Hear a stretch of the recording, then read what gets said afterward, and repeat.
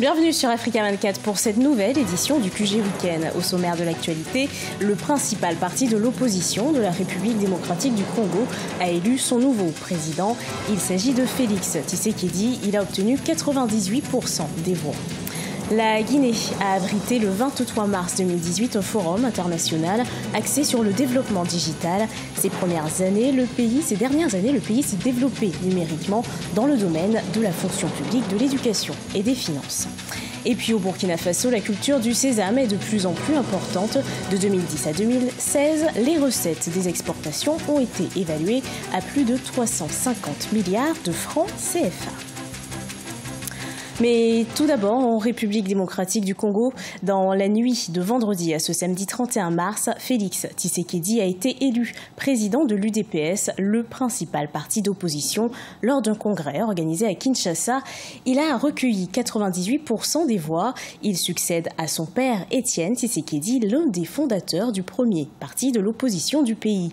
Le nouveau président de l'UDPS a été nommé dans la foulée candidat à l'élection présidentielle prévue en décembre 2018. On écoute à ce propos le secrétaire général de l'UDPS, Jean-Marc Kabonde. Sachez qu'en aucun cas, le parti ne peut se transformer en un patrimoine familial ou en un bien sous la coupe réglée d'amis et de copains. Sachez que l'UDPS est un patrimoine commun qui a vu plusieurs de ses filles et de ses filles mourir et la blessure est encore saignante. Sachez que toute grande décision sur l'orientation du parti requérera de vous une consultation plus large au sein du parti et un consensus. Cela favorisera la consolidation de l'unité du parti et nous évitera de frustrations inutiles. Veuillez noter que l'UDPS est un parti de l'opposition radicale qui ne fait aucune concession aux anti-valeurs. La Guinée poursuit le développement de son potentiel numérique. Le pays met en œuvre des stratégies d'amélioration des TIC, de facilitation de l'accès à Internet et de modernisation des infrastructures. Dans ce cadre, le pays a abrité le 23 mars 2018 un forum international axé sur le développement digital. Un sujet d'Emmanuel Milimono commenté par Solange Dubois. Le potentiel numérique à développer en Guinée reste encore largement inexploité. Ces dernières années ont tout de même connu de nombreux efforts, notamment dans la mise en place des infrastructures adéquates. C'est le cas du projet de backbone national, avec le déploiement de la fibre optique financée à hauteur de 238 millions de dollars par la Banque mondiale. Il vise à doter l'ensemble du pays d'accès à la connexion Internet haut débit. Le forum de la transformation digitale qui s'est tenu le 23 mars 2018 à Conakry a fait ressortir les avantages liés à ce secteur en Guinée. L'enjeu majeur de l'expertise, c'est la maîtrise même de notre développement. Nous avons deux possibilités. Soit nous continuons à être des consommateurs de technologie, soit alors nous avons la capacité de nous les approprier et de mettre en place des technologies adaptées, endogènes, adaptées à nos réalités. Le développement du numérique en Guinée est avant tout un enjeu économique et c'est ce que tentent de démontrer les experts. Ces dernières années, la modernisation de l'administration publique et la numérisation de la collecte de certaines recettes publiques ont connu une avancée. Cette numérisation a permis de réduire le circuit de l'argent et ainsi augmenter de manière considérable le taux de recouvrement. En 2017, nous avons utilisé cette plateforme ou cet outil pour mobiliser les vignettes, les revenus issus des ventes de vignettes. Ça nous a rapporté 3 à 4 fois plus que ce qui était prévu dans la loi de finances. Les ressources prennent des destinations plutôt retraçables. Le contrôle devient plus facile et l'exécution aussi est facile à établir. En Guinée, ce sont pour l'instant la fonction publique, l'éducation et les finances qui sont en avance dans le domaine de la numérisation. Une adaptation s'impose, notamment dans le cadre de l'amélioration de la traçabilité des fonds publics et la rationalisation des dépenses. Selon les autorités, l'essentiel des recettes issues des taxes passera désormais par voie digitale à partir de 2019. L'économie la plus importante du continent est celle de l'Éthiopie. Le pays a attiré 2,2 milliards de dollars d'investissements directs étrangers au premier semestre 2018, ce qui représente une hausse de 22% par rapport à l'année précédente. Le pays envisage déjà son avenir économique avec la récente adhésion à la zone de libre-échange continentale. Nathalie Mo.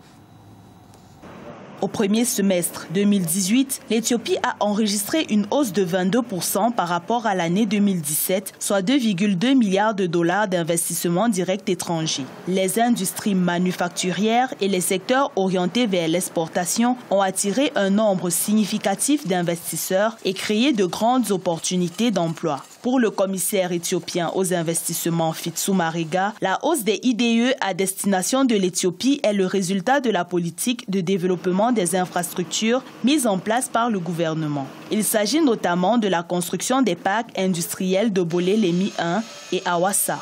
Le développement des infrastructures stimule la balance commerciale et ça encourage le pays à exporter des produits de bonne qualité et à des prix compétitifs.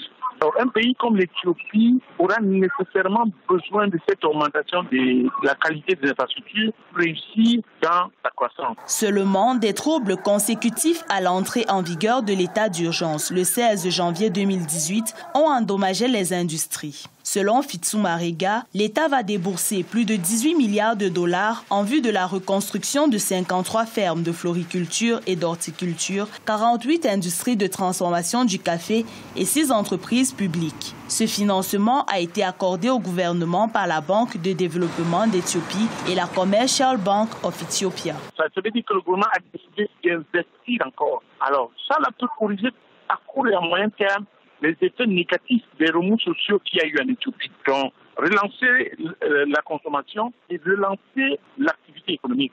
Alors, on peut donc s'attendre, avec une correction immédiate des actions négatives, à un maintien du niveau de croissance. L'Éthiopie, économie la plus performante du continent, compte s'ouvrir sur un marché encore plus vaste grâce à la signature de l'accord sur la zone de libre-échange continentale. Après le coton, le sésame représente le deuxième produit agricole d'exportation au Burkina Faso. Le sésame est la deuxième denrée alimentaire exportée dans le monde. De 2010 à 2016, les recettes des exportations du sésame ont été évaluées à plus de 350 milliards de francs CFA. Solange Dubois. Le Burkina Faso est le premier producteur de coton d'Afrique. Un marché dominé par les grandes industries qui ne laissent que très peu de place aux petits producteurs. Certains d'entre eux se sont donc tournés vers la production de sésame. C'est le cas notamment d'Amidou Dadjoari. Cet ancien cotonnier s'est reconverti dans la culture de cette plante oléagineuse. Il y a 10 ans, j'étais cotonnier. Mais en raison du marché difficile et du niveau élevé de main-d'œuvre, nous avons décidé de passer du coton au sésame. Depuis, j'ai doublé mes revenus. Je travaille en collaboration avec l'association Tinba qui commercialise et exporte les graines de sésame aux acheteurs internationaux.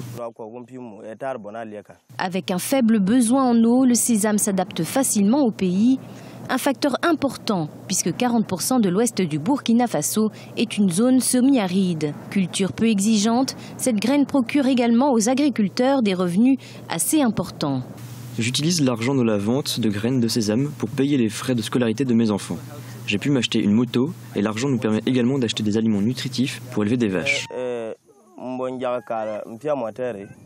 Parmi les différentes cultures que nous avons, le sésame est le meilleur, car il s'adapte bien aux conditions climatiques. Nous avons des précipitations insuffisantes et les graines que nous utilisons ont un cycle court de 90 jours maximum jusqu'à maturité. Depuis une dizaine d'années, l'importance du sésame grandit dans le pays. De 2010 à 2016, les recettes des exportations ont été évaluées à plus de 350 milliards de francs CFA, selon un rapport de l'Interseb, l'interprofessionnel de la filière sésame au Burkina Faso. Ce qui permet au Burkina Faso d'occuper la 6e place mondiale en termes de volume de production du sésame, un secteur qui se positionne désormais comme la deuxième denrée alimentaire exportée dans le monde. Ce journal a été préparé par l'ensemble de la rédaction. Merci de l'avoir suivi. Retrouvez dans un instant une nouvelle édition d'actualité sur Africa 24.